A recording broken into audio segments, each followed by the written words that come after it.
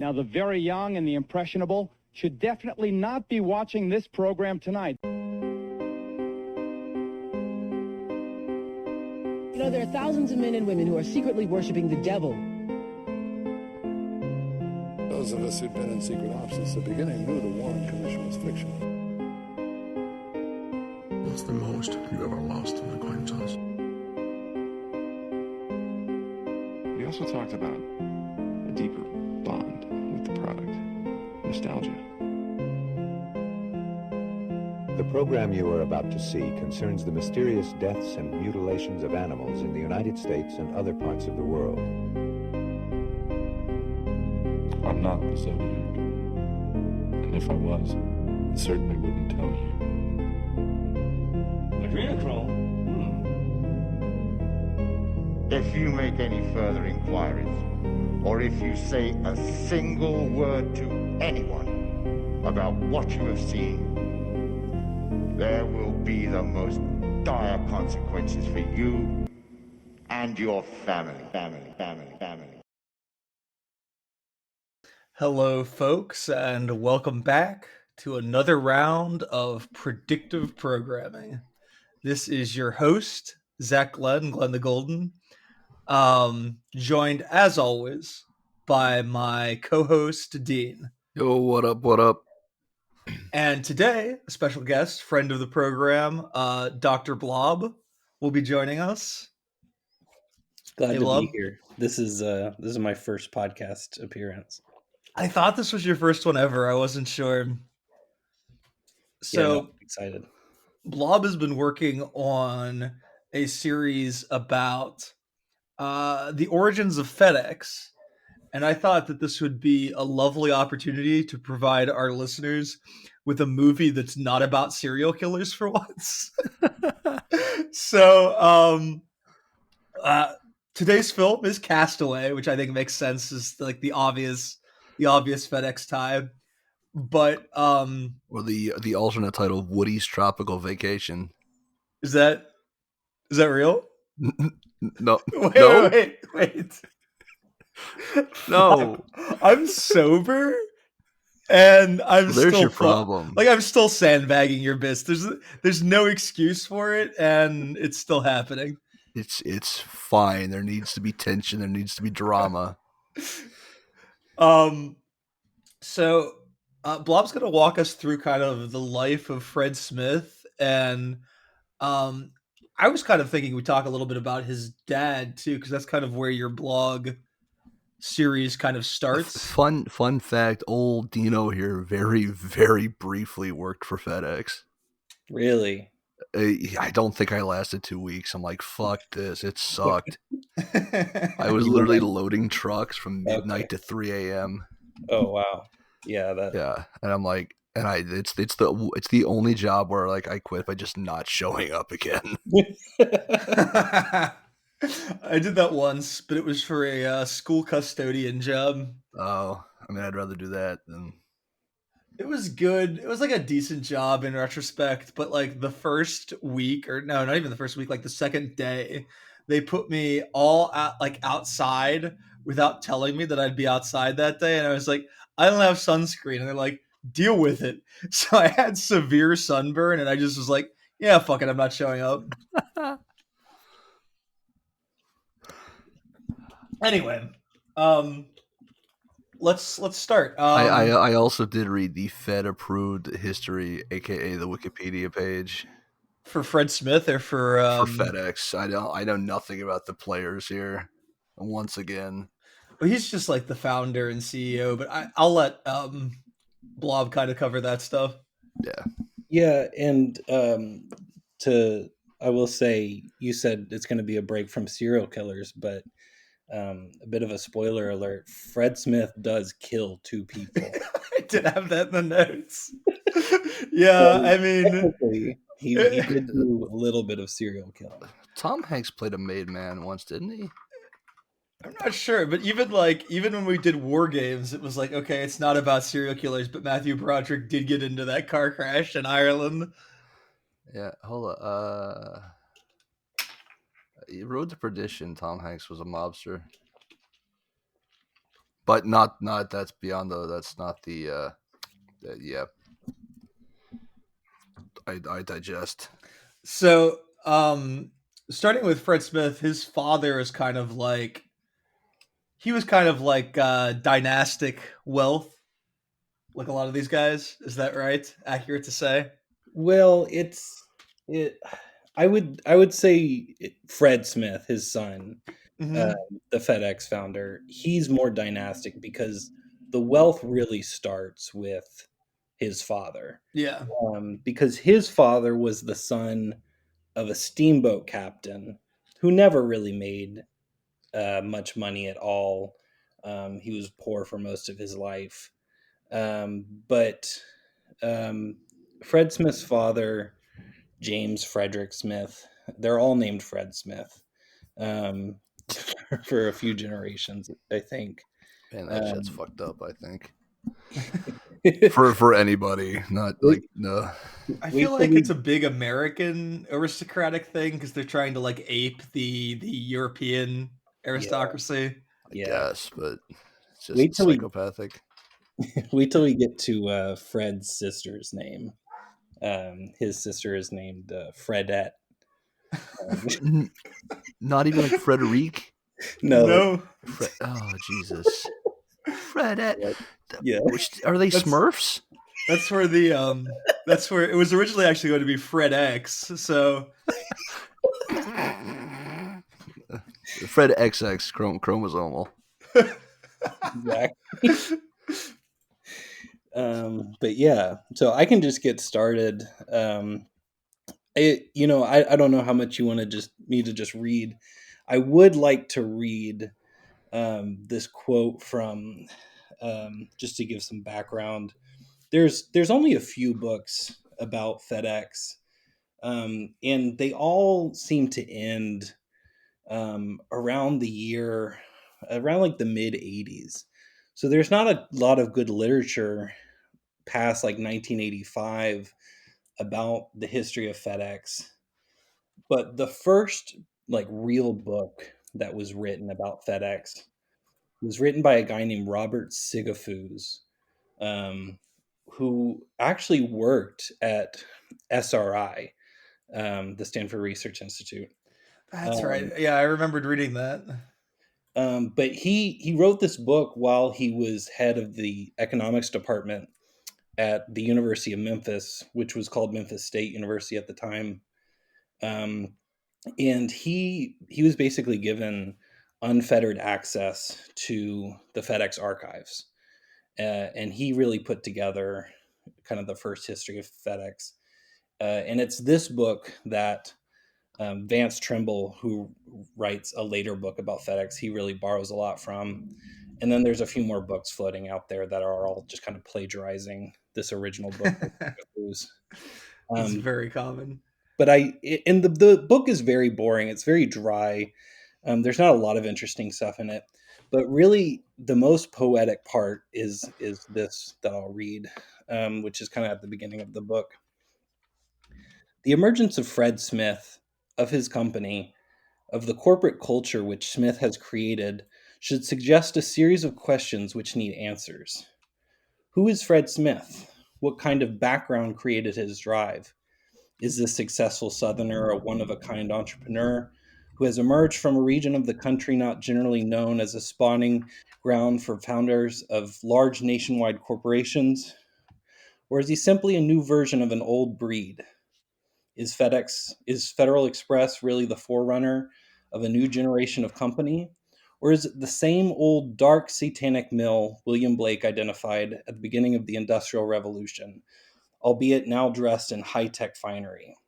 Who is this dynamic young business leader who conceptualizes his company as an heir to military strategist von Clausewitz and the Marine Corps? Is he the prototype for a new generation of American businessman? Or is he the rich kid, born to the purple, as the saying goes, managing an electronic plantation where cotton, now transformed into courier packs, priority one packages, and overnight letters, is still king? And I had to include that because it's really good. It really kind of wraps the whole thing up nicely. and actually got right to kind of the point that I want to make, which I read this after I had kind of formulated my thesis, which is that Fred is, especially earlier in life, and because of his father, he really like idealizes the Confederacy and sees himself as a son of the Confederacy. Now, whether that continues later on in life, I think it can be debated. But I think there are definitely parts of that continue on, and kind of the way he operates and his ideology in running the company. I mean, based on your series, it followed him at least to college. Yeah, at the very least. Which one of the things that I thought was interesting, well, two things that I wanted to springboard off of was like, the first was that his big like Confederacy weeaboo streak, like actually endeared himself to his Yankee peers. Yeah, they kind of like fetishized him in a way. What, like the way Vince McMahon being a human cartoon character like makes me like him? Actually, probably not dissimilar.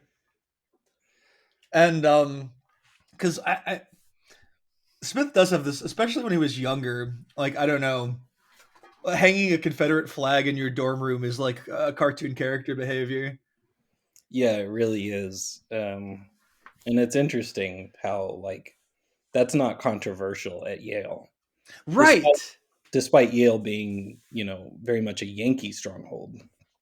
Right. You would think that there would be some opposition to it, but like, I mean, ultimately, I think in the North, in the kind of social circles that Yale attracts, they don't really see the South as traitors. They see them as like oligarchs that were making the correct decision financially for themselves. Yeah, they're two sides of the same aristocratic cosplayer coin. Yeah, definitely. Like old New England money and Southern money. The other is that like, though there were some quotes like that within Sigafoos's book, he was overall more positive or like bullish on FedEx, was he not? Yeah, no, he really saw FedEx and Fred Smith as a trailblazer for capitalism. Okay. Because I think he saw, and this comes up again later, but actually in regards to, I was reading, I need to pull that up. There's a SRI kind of pamphlet about FedEx that gets written later, that talks about FedEx in the context of the new economy, and how FedEx really represents this new type of American company that kind of brings America into the late 20th and early 21st century. You haven't touched on it on your series at all yet, but are you planning on getting into like the similarities between FedEx's MO and like Amazon Prime's 2-day delivery? Like, it seems to me that the blueprint for how Amazon is now tackling logistics was like there with FedEx. Yeah, I have a lot of the content for part 3, which will probably be the last part of this series. Okay.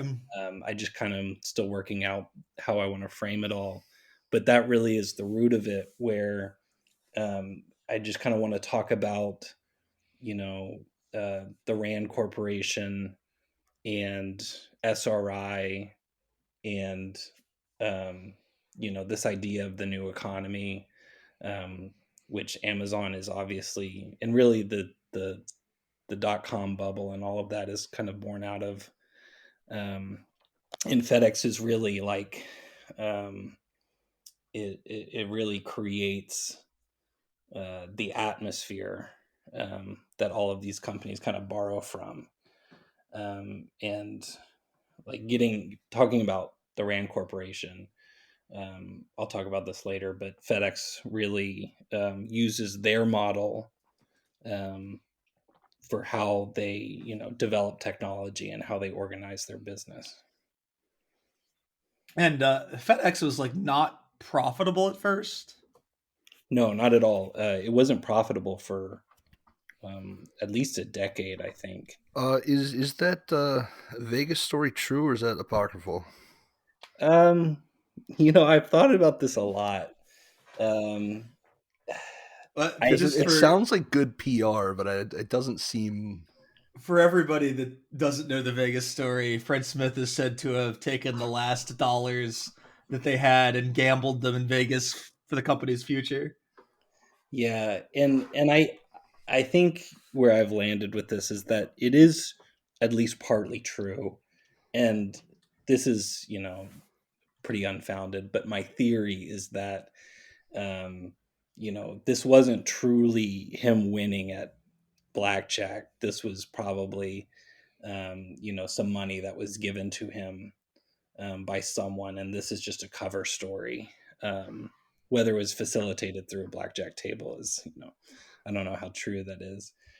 The other thing to remember with that story, though, is that it's a pretty relatively small amount of money compared to the money that he's getting from Newcourt Securities, which is the Rothschild outfit that really is the bulk of the funding for FedEx early on.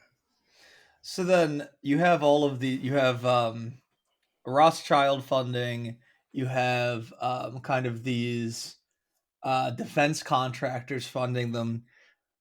So I guess my question for you would be, do you think that in a way FedEx was too big to fail? It was a testing ground for, I would guess, various either spy technologies or military technologies based on some of what you say is sold, like the heads-up display tech that they use.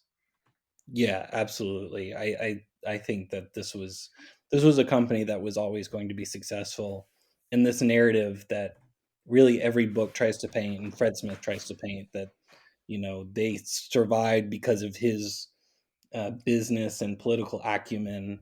I think that's overblown, and I think that this company was propped up by capital since the very beginning, and was going to be successful no matter what.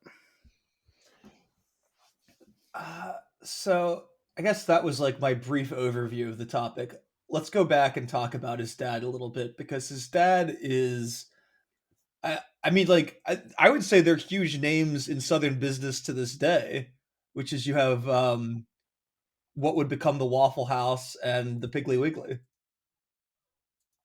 Oh, hell yeah. Yeah, no, absolutely. And Piggly Wiggly comes first. And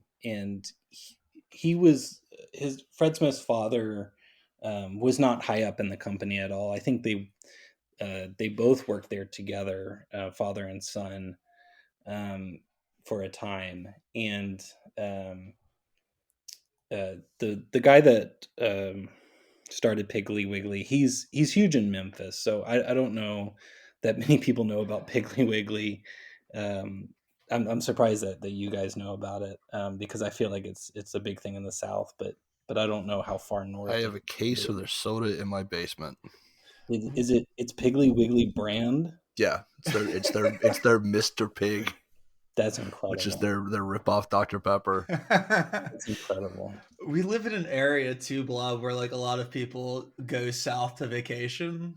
Yeah, that's because we're like right on the Mason-Dixon line. So a lot of people go to southern beaches. Gotcha. And so like a lot of folks around here will like have fond memories of like going to a Piggly Wiggly to stock their rental. Gotcha.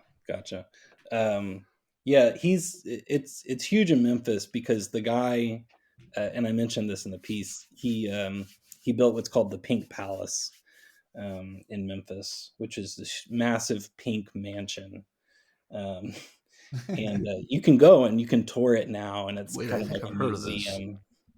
Sorry, what was that? I think I've heard of this, but I mean, yeah, I don't online, so I don't know how it's. I went there when I was like on a field trip as a kid, but it's like a very Victorian. Yeah, Okay. Yeah. But he was, that's really like Memphis, probably new money. I wouldn't, I don't really know the family history behind Piggly Wiggly. But I would imagine that was like not, not so much dynastic, at least before that.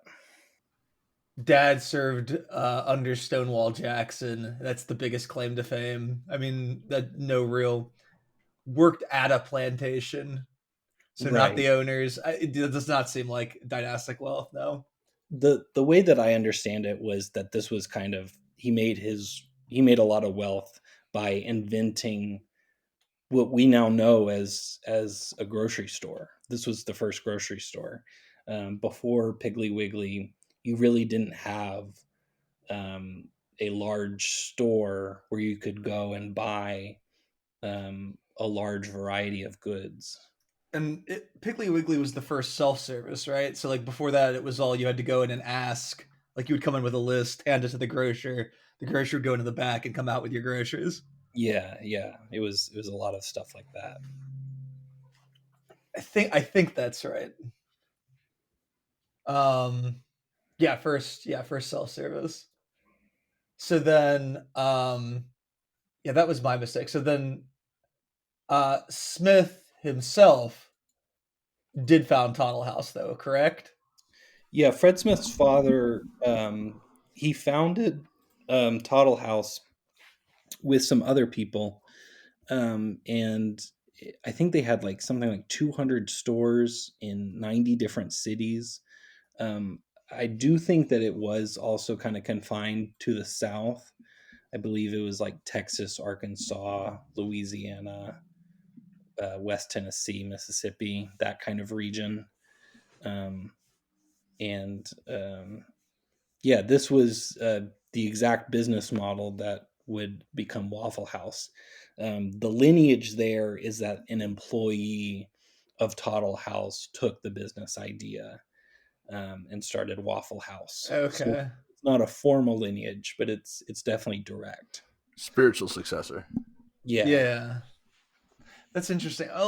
And I was mentioning to you last week because we had to postpone um that Waffle House has become like a big, I don't know, like clarion call or something for kind of neo-reactionaries. I see all of these right wingers with like Waffle House merch. A lot very big on like Southern gun YouTubers, and like it's curious whether they're signaling the fact that they are Southern, which is very possible, or that they're signaling kind of the politics of the people that were involved in the formation of Waffle House. Because the other thing that I wanted to mention was um, him hiring people off of the Crump political machine. Yeah, yeah. So Toddle House comes after his involvement with Crump, and I'll talk about Crump in a second. But his involvement with Crump and really the Tennessee political machine was that before Toddle House, he made his money off of bus lines. He would create these bus lines, starting off more regional in the Memphis area and then expanding to lines going between Memphis and Nashville. And he was doing a little bit of political corruption where he was actually in the room at the Tennessee state capitol where the Tennessee state legislature and the governor's office were figuring out where to put money towards transportation. And so he would receive money. He would get them to create these routes, these bus routes, and then he would pocket the money and provide the buses for these routes going between Memphis and Nashville. And so that's how he got involved with the politics in Nashville.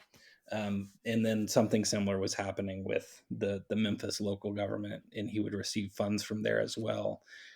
His lawyers that were involved with a lot of these deals were part of the Crump political machine.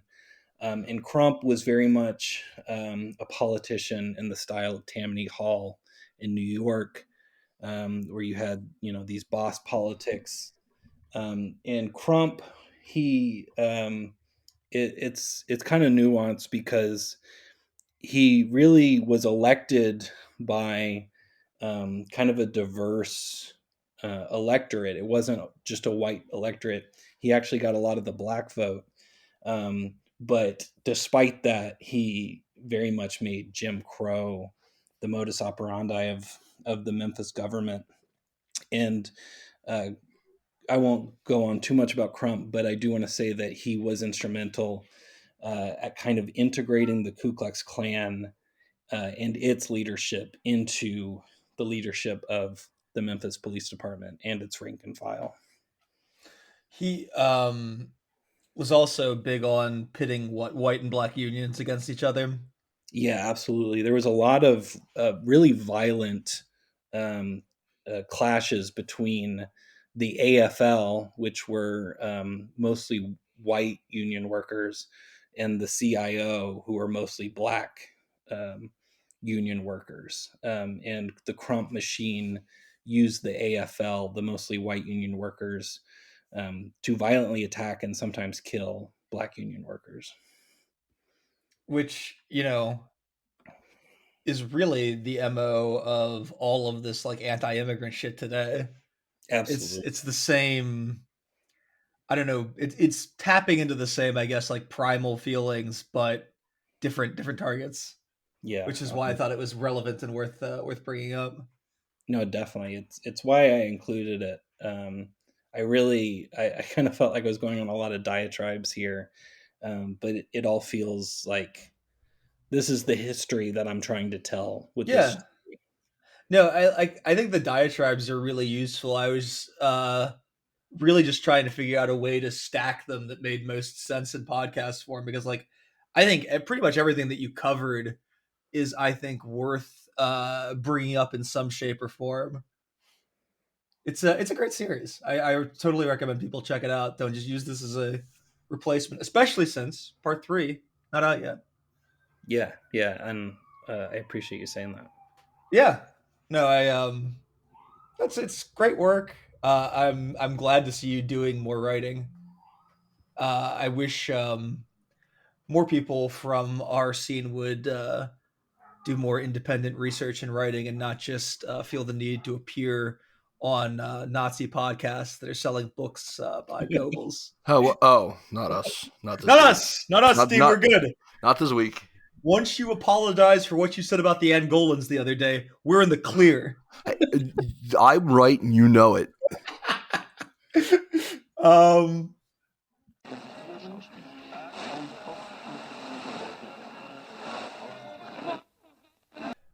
Fred Smith, the senior, had kind of a tumultuous interpersonal life as well.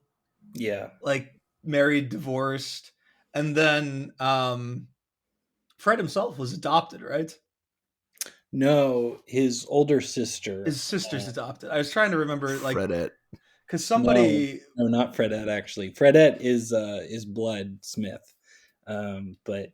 one of the siblings they got through TAN, like the Georgia TAN adoption agency. The first child from his second wife. So he divorced his first wife, and then he remarried a woman named Charlotte Clark. He was sterile at the time, although he would later become fertile. So I don't really know what happened there. Immaculate conception. Yeah. No, you're wrong on that, Glenn, but that's for later. That's not the point. Cheated, or he sacrificed something to something. Oh. That's what I'm saying. Possibly. So he's sterile at this time after he marries his second wife, and they decide to adopt from the Tennessee Children's Home Society, which I've done a whole thread on if anyone wants to go check that out. I was going to bring it up because I knew you'd written on it before. Yeah, and this was the big reason why I wanted to talk about his father, because I think this is the spookiest bit about him, because he's heavily involved with the Tennessee Children's Home Society. He's not just a client. He donated the building that they used, the house that they were occupying for most of their for most of the time Georgia Tan was in charge of the operation, and he funded it monetarily. He served on its board, and he also adopted his first child from the Tennessee Children's Home Society. And for those who are unfamiliar, this was a criminal baby stealing operation that was led by Georgia Tan, but was very much assisted by a local judge named Camille Kelly, who there seems to be some evidence she was either operating a parallel baby stealing operation at the time, or continued to operate one after Georgia Tan's death in 1950. There's not a lot of information about that, but during their operation, they would target poor mothers, poor white mothers, because there was not a lot of demand for black children at the time. It was mostly white children that they were targeting, and these poor mothers who were sometimes in their hospital bed moments after giving birth, delirious from drugs or just the ordeal of childbirth. They would be scammed or tricked into signing adoption papers, signing their children away, really without their knowledge. Sometimes Georgia Tan would just drive around in her car and just pick babies up or children up off the street that looked like came from poor homes. Whatever tactics she could use, she basically employed, and we're talking thousands of children over the span of the 30s and 40s.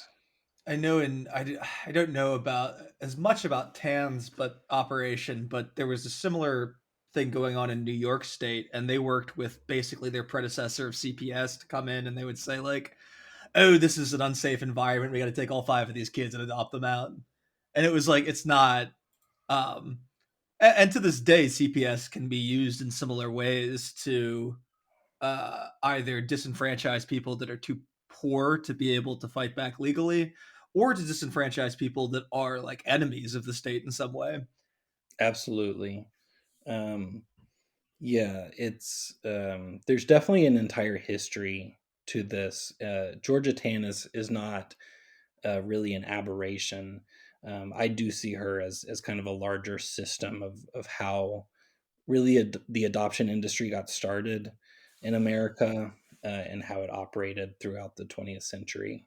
But you're right, like even to this day, CPS, they have an agenda, and they are very much an arm of the state. Yeah. Well, and I think it also, another reason that I brought this up too, is that I think it shows how much of a pass child trafficking that is non-sexual in nature seems to get from the American right, because we have like operations like Peter Pan and Baby Lift as well that get completely excused. You have this kind of early child trafficking that was ongoing as well, and the only thing that they seem willing to pay attention to is like Epstein and Comet Ping Pong. And it's like there's more going on in terms of human trafficking than just sexual trafficking. And this is just adoption and sexual trafficking. There's also labor trafficking, like trafficking for I mean, it's cough, a cough, very Nestle, cough, cough. Yeah, yes. It's very multifaceted, and it is, and really only the most salacious details get talked about. Yeah, and it's class warfare because the rest of it's boring. We're making it exciting, Dean. People are excited to listen to us.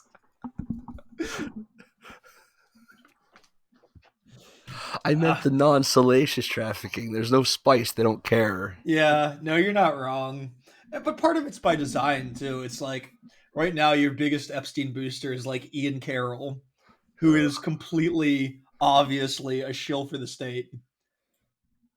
Yeah, no, these stories, I think, they definitely use certain kinds of stories, and then misdirect people to the wrong conclusions. And they flood the zone so that like Right. all you can find is stuff on Epstein and even like Wayfair. yeah, the Wayfair. Yeah, I mean, it really started with Jack Posobiec and Cernovich and Pizzagate. Yep. That's really, at least I see that as the inception of QAnon and the modern right wing position on this kind of stuff. No, I think you're right. And I think like I mean, too, there were always like rumors of the Clintons engaging in like bizarre sexual activity. It didn't always, I don't think the rumors were always necessarily about children, but even I'd heard all kinds of things of like stuff that would go on overseas of like sexual parties and things like that that Secret Service had seen, and this is like way back. So there had always been these kind of like pervasive, salacious rumors about the Clintons, and then I think it just kind of blew up in the 2000s. They tried to take it all to being a sexual trafficking of children. Hold on, let me Google something real quick. Yeah. Bill Clinton, Diddy. Oh well, I mean, 90s. No, I'm just. no, Dean. Like that's part of it too. Is like the Democrats were really big on like Diddy was embedded within the Democratic Party doing "Get Out the Vote." I Google it and there's 4 images immediately of Yeah. Diddy with Bill or Yeah, no, 2 of Diddy them was- hugging Hillary, and there's him with Trump in He was 97. Yeah. huge in the Democrat. I mean, he's close to Trump too, but Yeah. and Yeah. like Trump is close to like multiple sexual because you have Epstein, Right. you have Diddy, Roy Cohn Well, was his mentor. this So you is have 3 of the most prominent sex rings in the last like 30, 40 years, and he's close to 3 of the guys. well, this is tangential, but did you see that RFK interview where he name dropped like what Cosby, OJ, Epstein, like 4 or 5 years, like they all came to my house. It's like, like, what a I didn't see that, you but didn't that's not see shocking. that? No. All right, I'll try and find that. All right. Sorry, that was just a. No, you're good. We always have these little tangents, and some I leave and some I cut. They're fun though. See, we talked about the divorce. We talked about the child trafficking. Is there anything else worth bringing up about Fred Sr. before we talk about Fred Jr.? He did try, which I thought was interesting. He tried to start his own airline called Golden Eagle Airlines, which really never came to fruition. But I thought that was interesting given Fred's history. Yeah, I'm just looking through. The right eagle now. thing always stands out to me. Oh, sorry. So I found the quote about him meeting with Epstein, right? And it said, as a New York resident, he would quote run into everybody. I mean, I knew Harvey Weinstein, I knew Roger Ailes, I knew O.J. Simpson came to my house, Bill Cosby came to my house. It's like, what a wild thing in this climate to just say. Well, when you're a Kennedy, there's like no avoiding those connections. Like You're right, but everybody like, knows that he has them. So he may try as well a little. So, I will say there is one interesting story at the end of James's life where after he's dead, the lawyers are trying to deal with this yacht that he owned, the Lysander, which was a former Navy patrol gunboat. And it was almost sold to King Paul of Greece, but the transaction was stopped by the State Department because we were currently doing the Marshall Plan at the time, and so it looked untoward financially. But it was eventually sold to J.C. Stedman, who was the other guy at Tottle House. But I thought there was an interesting. No, that is interesting. I don't know. You can probably cut that. No, I mean, like, I don't know. I mean, like, it's the fact that the Greece obsession too with American Oh yeah. aristocrats is interesting too. I don't know if Hey there's man, those anything Mediterranean necessarily aesthetics go hard. they do, but like also the level of pederasty in Greece is I don't know. Look up the history of olive oil, folks. Like yeah. Yeah, Lysander, let's see. Oh, yeah, It that's was why they custom all in the like. Spartan upbringing for a young adult to be assigned. Yeah, Lysander was matched with a future king. So like Lysander was a boy consort for some king, and it was almost sold to a Greek. There you go. That's interesting. I actually didn't know that. Jesus. I didn't know that either. I just looked it up real quick because I was pretty Learning. sure. I was pretty sure, but I wasn't 100. So I mean, like, I'm very used to just looking stuff up on the fly because of live production. Like, you're not always going to know everything, and so I'm very accustomed to just doing quick Google searches and seeing if anything interesting comes up. Knowing how to comb things quickly, I think is a skill you build when you're doing live production. That is interesting, given his connection to the Tennessee Children's Home Society. That's There was a lot of sexual abuse happening at the home. Some really, really grotesque stuff that I forget the name of the book, but I talk about it in the thread. I'm sure, because like the undercurrent of all of those forms of trafficking, like the non-sexual kinds, is that like the sexual abuse is happening there too, but there is a cover of something ostensible elsewise that's going on, and I think that's why it doesn't get quite as much attention. But like you said, Blob, like all of that sexual abuse is still happening in terms of these readoption trafficking cases, or in terms of the labor trafficking cases. There's still sexual abuse. Yeah. I know I've heard a lot of reports of things of like on the Congo, or even with various African mineral mines, of the workers being abused sexually. So it is a pervasive thread. Absolutely. So Fred Sr. dies while Fred Jr. is still pretty young, correct?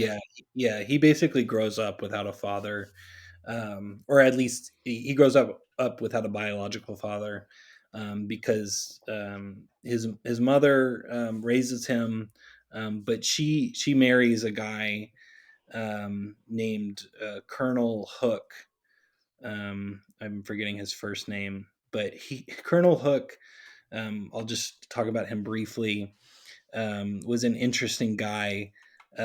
This is from Overnight Success, which is Sigafuz's book. Fred, I just looked it up for you. Blob, Fred Hook.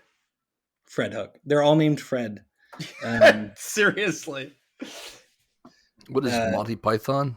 The title for the episode has to be Fred X at this point. Exactly. I'll just read this one part real quick.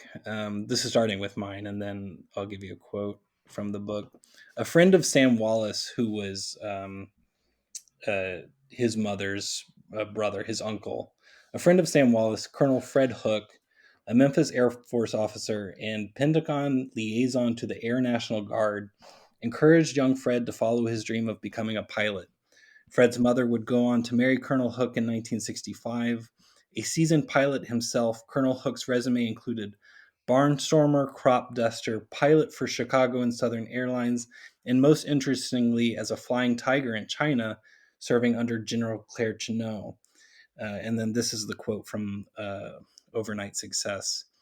As an Air Force officer in the Pentagon, Hook was sent to Cuba as an American military attaché, became friendly with President Batista, and got involved in the 1959 Castro Revolution. For his efforts to save a Cuban officer from the firing squad, he gained Castro's hatred Dictator Fidel reportedly ordered him assassinated, but Hook, his wife Jewel, whom he married right out of high school, and his daughter Linda, who was born in Havana, safely escaped.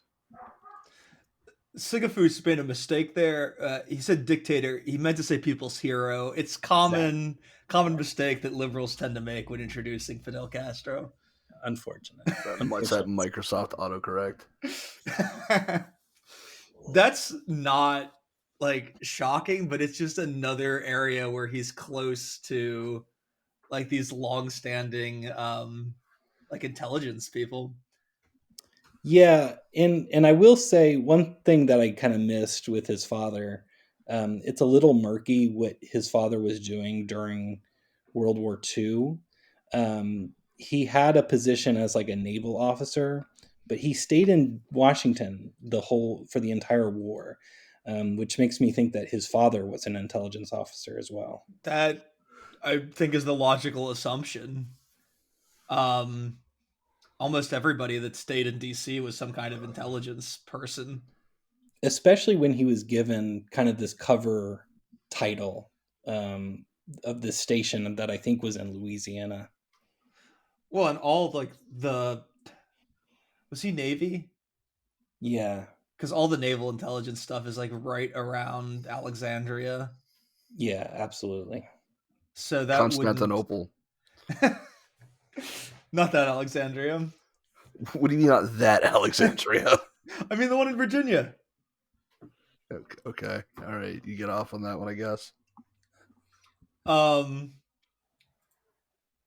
You also mentioned too that Fred spent time near Fort McClellan. Yeah, I have a little piece here about how because Colonel Hook was kind of that's where he was working, I think, for at least around this time, and there were some interesting things going on at Fort McClellan. Fort McClellan is geographically close to Huntsville, Alabama, which is where, of course, what is it called? I'm blanking on the name. Huntsville. There's because there's a couple names for it. There's like the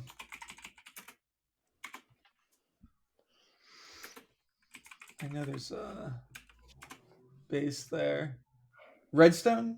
Yeah, Redstone Arsenal, and then just the whole like Huntsville military complex is where Werner von Braun was working at this around the same time, actually. But the other interesting thing about Fort McClellan is they were doing chemical warfare experimentation. And this is actually a direct predecessor to the same chemical warfare experiments that they were doing at Edgewood. This was just a predecessor to that. It was called Operation Top Hat. Unwitting soldiers at Fort McClellan were subjected to radioactive material, vesicants, phosgene, and nerve agents such as napalm and Agent Orange. Some really bad stuff. There's some local news reporting about some of the veterans that are dealing with the health effects of their time at Fort McClellan, which have unsurprisingly gone unaddressed by the Army. We had Edgewood come up before, I think, in relation to one of the guys related to the Lucas case. So, right, because I made the obvious joke. Oh yeah, of edging in wood. Yeah. I don't feel good. I didn't say I felt good about it. I just said I made the joke. So it's definitely a nexus that comes up again and again in a lot of these. I don't know. Would you call the founding of FedEx a deep event at this point, Blobb? I definitely think it's a possibility. I definitely think there's a lot of evidence pointing towards that. Whether it was or maybe it was identified later on, maybe around the time, because, and we'll talk about it, but there was a company that Fred had before FedEx that kind of morphed into FedEx. But the last thing I'll say about Fort McClellan is that there is a paperclip nexus here, besides just Werner von Braun, where there's nothing explicit about there being paperclip scientists at Fort McClellan, but there are 26 German and 3 Italian quote unquote prisoners of war buried at Fort McClellan, which I think is, suspicious enough to say that there were probably some paperclip operations going on there at the time, probably because of the chemical testing. I would say almost definitely. Like that's what, 30 people? No, 29 altogether. It's like you're not having 29 Axis power POWs buried on the grounds of your base if you're not tasking them with doing something on that base. Yeah. And I think it definitely indicates that maybe there was more than chemical testing. Maybe there was some mind control experiments happening there as well. I think certainly not. You can't rule it out, especially with the corroborating details. Definitely. One of the reasons that I think, I don't know if this stood out to you. I mean, you just put it in the blog, but like one of the things that stood out to me as a potential, I don't know, fact or like a corroborating detail that Fred could have been being groomed to handle one of these, I wish I had a term for it, but like these companies that are fronts for intelligence, is the Ardent Recordings thing that he did when he was younger, like 15, 16. Yeah, that's interesting. I didn't really think about it that way, but I think you may be onto something there, because that recording studio, for those that haven't read the piece yet, would become a pretty significant, maybe the second most significant recording studio in Memphis, right behind Stax Records. But they were also kind of side by side with Stax Records because they would take a lot of their overflow work. And a lot of these artists that went to record there were big names. We're talking Led Zeppelin, Bob Dylan, James Taylor, ZZ Top, REM, Al Green. The list goes on all the way to 3-6 Mafia. And so, this was something started by high school students, obviously with some money to spend. And I think they started in a garage with some pretty high-tech equipment at the time. Fred Smith would stop being involved when he goes to Yale, but his friend that started it with him would take this company to become a pretty major label. And it was at Yale too that he first had the idea for FedEx, right? Yeah, exactly. So like if he was being groomed for this business and then had an idea for one that would work even better for those intentions, there's no reason for any of the people that are close to him to urge him to go back to Ardent Recordings. Definitely.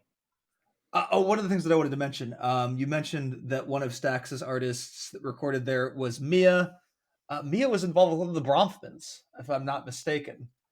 I think you're right about that. I think I forgot about that. And basically, depending on who you ask, may have very well been brainwashed or manipulated. Partners Benjamin Bronfman during that time. So, worth mentioning, and definitely could play into the idea that Smith had been being groomed to take over one of these front companies from the start. No, definitely. She's an interesting character. Her politics are all over the place. They're all over the place. And then I think it was like her merch line recently where she had like a Faraday cage type headwear. Yeah. Like tinfoil hat kind of stuff. She'll come out strong about the Tamil Tigers, which is like sick. Like it's not like cool, but then like every so often she'll be like, yeah, but then the thing about the Jews is, right. And it's like, all right. You're batting 500, so You win some, you lose some. Yeah. And it seems like it's gotten worse over time. Well, kind of like this is Kanye, kind of like who? Kanye. I was gonna say it as well. Like, is like Kanye's just boinkered off the nitrous. Well, something that we're gonna cover when we do the Bobby Fischer episode, Dean, that I have in the pipes is like a lot of these people that become these raging anti-Semites. They all have like a Jewish handler, and it kind of is worth asking the question, in my opinion, like, are these people being intentionally crafted into anti-Semites? Because it is very crucial to Israel's propaganda that there are open, flaming anti-Semites. So if you don't have any, you would have to make them. Right. And you saw what I posted the other day with Brace talking about. Oh, yeah, I did. Which after I thought about it, it's definitely that Dasha. He's definitely talking about Dasha. Dasha by way of Adam Friedland. Yeah. Influencing. Because he's talking about like some ex-girlfriend, but he says it's a friend of Dasha. But I think he's definitely talking about Dasha, because I think Dasha definitely probably got close to Kanye at some point and like showed him gripers or something. Definitely. Another great reason to follow Blobb is he is probably even, I would say at this point, because I've been so preoccupied with my podcast project, even closer than I am, is closely following the nexus of streamers and intelligence. Yeah. I it's like a guilty pleasure watching Twitch. Oh yeah. Because there's an aspect that, is entertaining, but it is interesting following what seems to be kind of the new class of entertainer, and their different family connections and business connections. Yeah, I mean, I like a lot. Like, I plan to go back to live streaming eventually, so obviously, and I plan to start. But yeah, it's definitely become just the new Hollywood or the new alt media sphere, right, where it's just all of these people with very close familial connections to intelligence. Not to be confused with the new Hollywood movement of the late 60s, early 70s. So we got to throw that out there. We talked about records. We talked about his time at Yale a little bit at the start, with how his Confederacy weeaboo phase ended up mostly being endearing to the Yankees. We got to come up with an actual word for that. I don't know. Like, I say wearaboo or veraboo for Nazi because of the Wehrmacht, but I need one for the Confederacy. I'll workshop that. Yeah. Or try. Get on it, Mandy Richter. I don't know who. Oh, wait. What'd you call me? Andy Richter. Oh, I thought you said Mandy Richter. I'm like, who the fuck is that? You control the universe. Yeah. I control the universe, and I put myself in this situation. But we didn't talk about him joining the Marine Corps as a freshman, so we might want to go over that. Of course. Yeah, it's like a summer thing that he does. The summers between his semesters at Yale. Be a Marine for a summer job? It's like an internship. Yeah, it's like JROTC almost, but for college age. It is interesting though. What happens there? Here I have him spending every summer at Quantico in Virginia. But there's maybe later on, I guess it's after Yale, but I'll go ahead and talk about it now. He spent time in California learning Vietnamese. And this is, I guess, like I think after his first tour in Vietnam, there's like a language school in California that he spent some time at. But yeah, summers at Yale, He's in the Marines at Quantico. And then I guess it's like after he's done with the internship for the summer, but before classes start back, is when he takes his first victim. You're phrasing, Blobb. I don't want to make. I mean, I'm removed from the situation, but I also don't want to make too much light of it.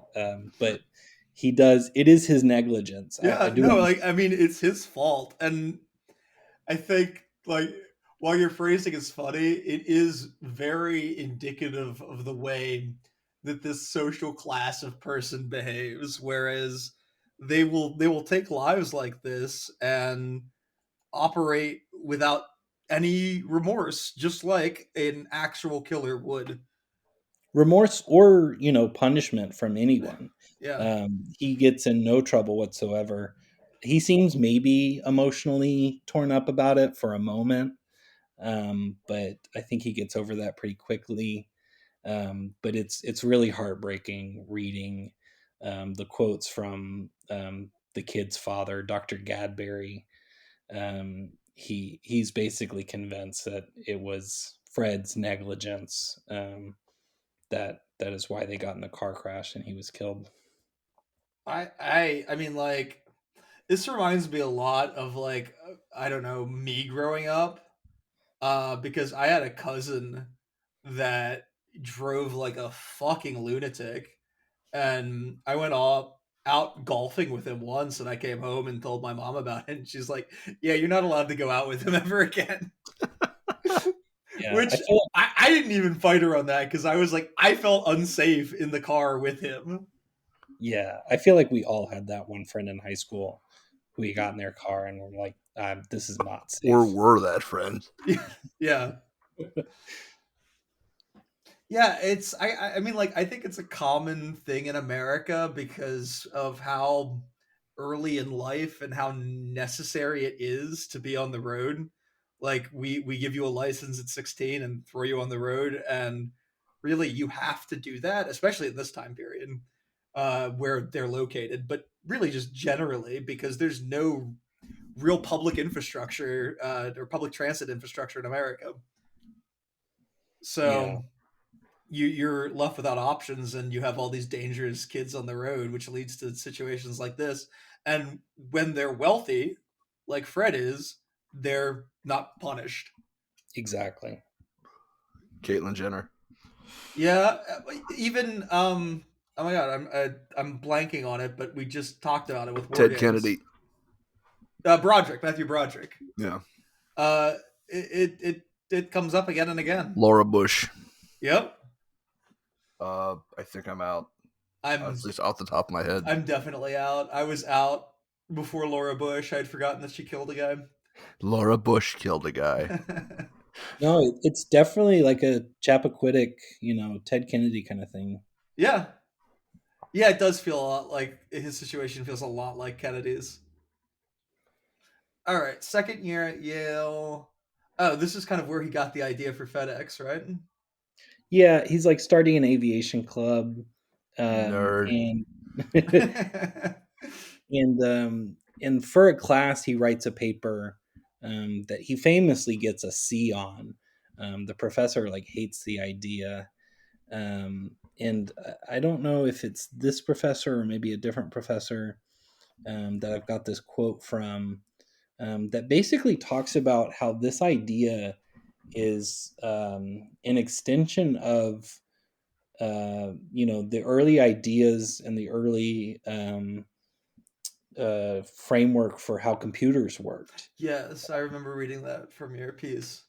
So this idea of a hub and spoke transportation logistics system is kind of like a mirror image of circuits and wires and networking, which I think is really interesting because the guy that wrote the initial piece on Smith, the initial book, is Stanford connected. Yeah, exactly.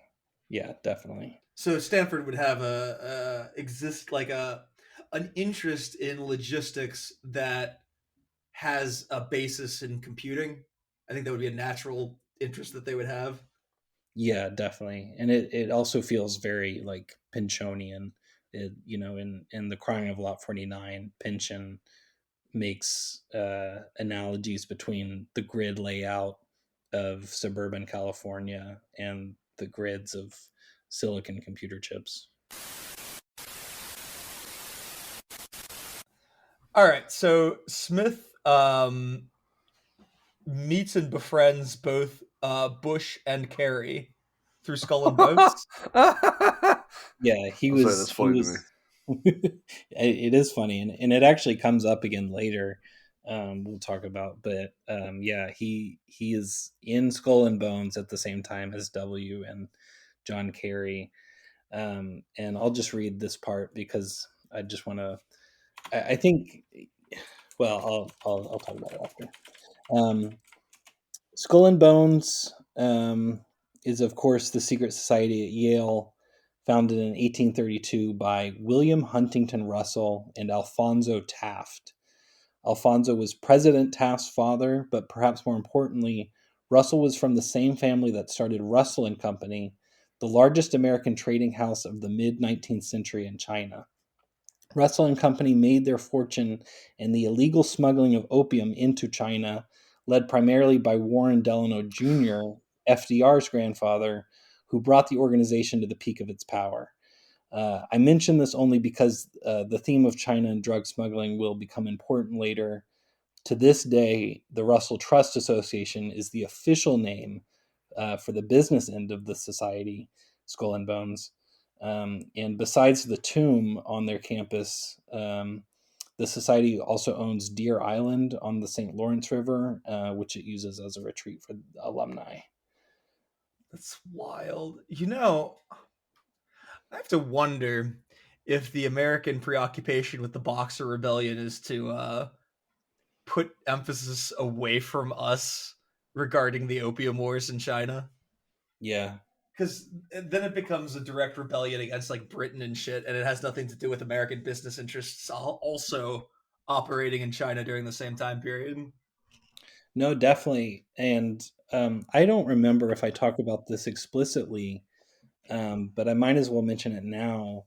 Is that the opium smuggling in China by the Russell Company is a predecessor to the drug smuggling by the KMT, which of course becomes the government of Taiwan, aka the Republic of China. And so Fred Smith's involvement with the Flying Tigers, who were working alongside the KMT, because it's interesting because Fred Smith and FedEx end up purchasing Flying Tigers, Yes, which is the business company that is a predecessor or a successor, I should say, to the military outfit that was led by Chino.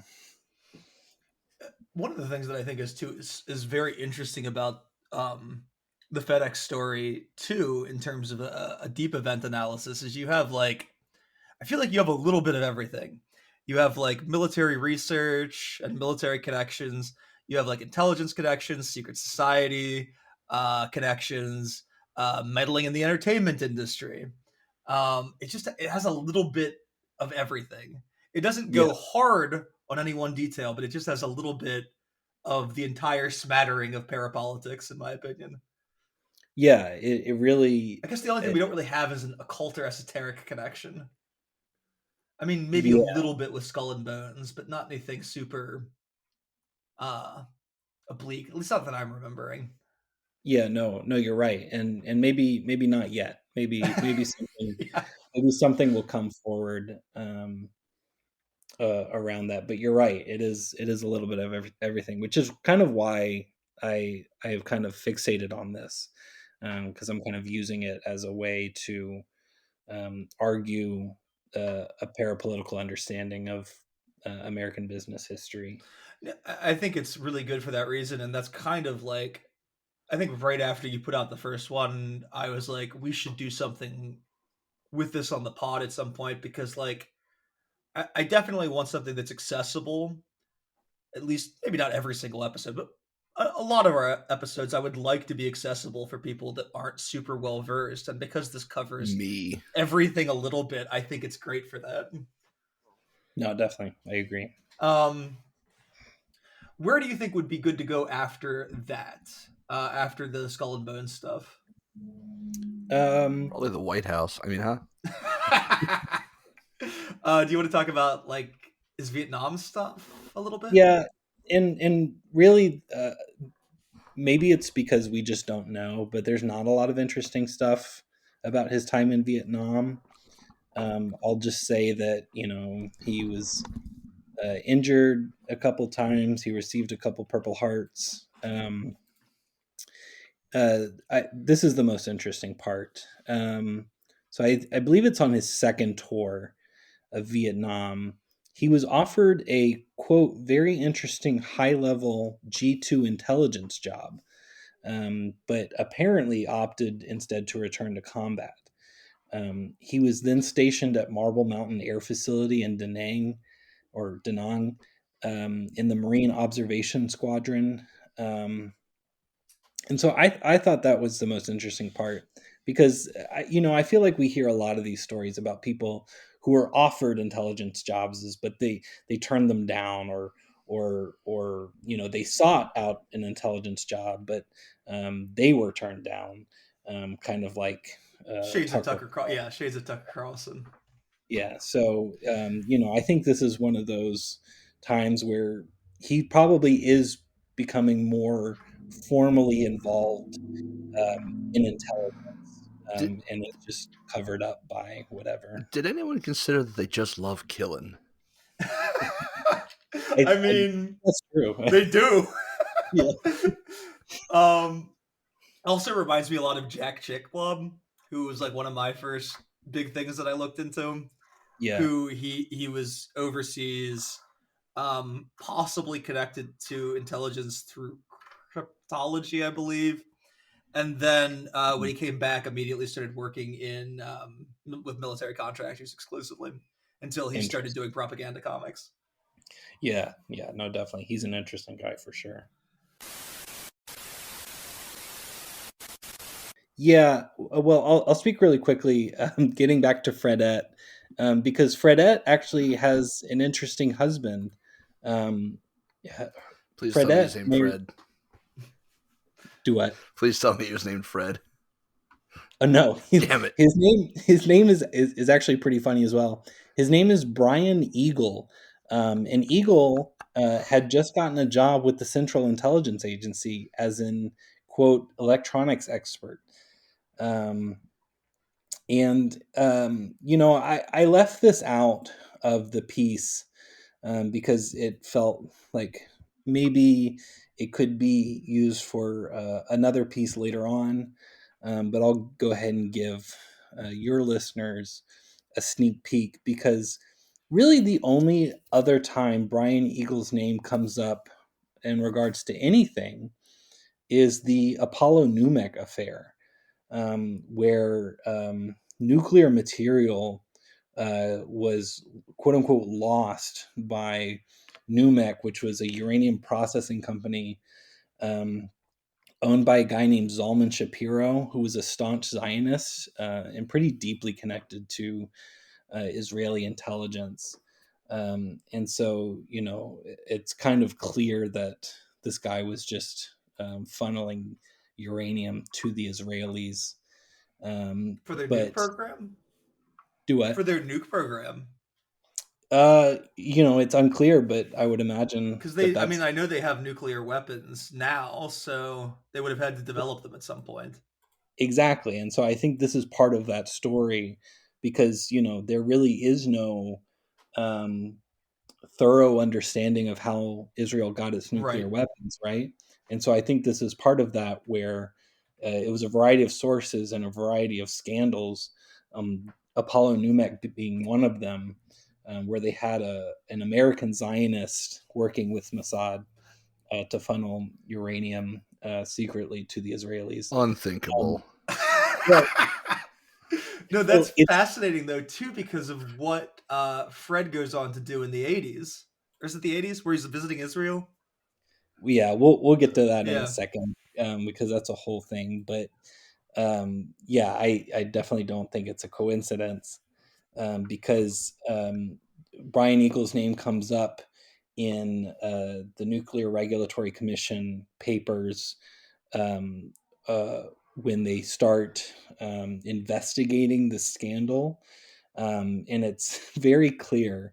It's actually hilariously clear how the intelligence community felt about this. They were definitely allowing this to happen. Of course, they never admit to being involved with funneling uranium to the Israelis, but Right. it was definitely done with their knowledge, and they didn't do anything to stop it. There are a lot of memos circulating in federal offices that are like, I'm not saying do this, but you need to do this. And Right. there's very frequently like knowledge of something going on or an order directly even to do something, but it can't be officially sanctioned or set in stone like that. Yeah, and I think it's summed up nicely. I'll just read this one part. According to the 1991 book Dangerous Liaison by Andrew and Leslie Cockburn, the CIA Tel Aviv station chief John Haddon said Numek had been an Israeli operation from the beginning, but the CIA had not been able to follow the money trail. The agency thought Numek had been financed by the owner of the Apollo steel mill, Israeli War of Independence veteran David Lowenthal. And that's where he stops. But to me, that sounds like they know exactly where the money trail went, and they know exactly who was behind the scandal. Yeah, that is how it sounds. And Brian Eagle, his role in this is that he's the liaison. I think he's officially working for the Nuclear Regulatory Commission, but in this investigation, he's basically acting as the mouthpiece for the CIA and what their position is towards all of this. It was Reed originally who turned me on to like looking at things related to the nuke program to get a better idea of what's going on with American intelligence. I think it's a great vector to look at. Absolutely. I mean, that's some of the deepest stuff that you can look into. Well, yeah, because you had brought up the NASA thing, so I'll just cover Oh that. yeah. Because we've got another Werner von Braun connection. That's true. So the company that eventually becomes FedEx is called Arkansas Aviation Sales Company, which is a company that Fred bought with Colonel Hook, his stepfather. And at the time that they bought it, the company was in dire straits. It was in really bad financial trouble, and Fred eventually turned it around by reselling Going to Vegas. plane parts. Vegas again. But actually, the only thing that kind of comes up in the media with Arkansas Aviation Sales is after they've bought it, the company was used by Werner von Braun as kind of private transportation. So he would take these planes flown and operated by Arkansas Aviation to do business around the country, basically using the company as his private jet. That's pretty crazy. Yeah. And nothing really else comes up about it, but I mean, this, indicates that Fred Smith probably met Werner von Braun around this time. Yeah. I mean, I don't know how he wouldn't have at least bumped into him once. Yeah, because this company was a very small company. I think they only had a few planes. And I'm not aware of any pilots that they had hired. So it could have, it's at least possible that Fred was the one flying the plane.